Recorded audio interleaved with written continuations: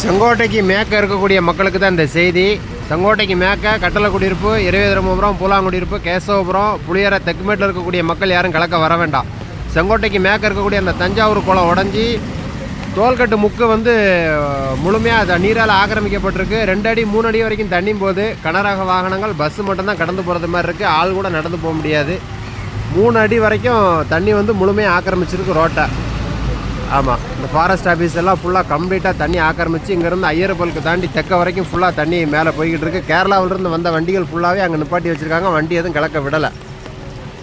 அதனால் மேற்க இருக்கக்கூடிய செங்கோட்டைக்கு மேற்க இருக்கக்கூடிய மக்கள் யாரும் கிழக்க வர வேண்டாம். போக முடியாது, பைக்கில் போக முடியாது, ஆட்டோலையும் போக முடியாது.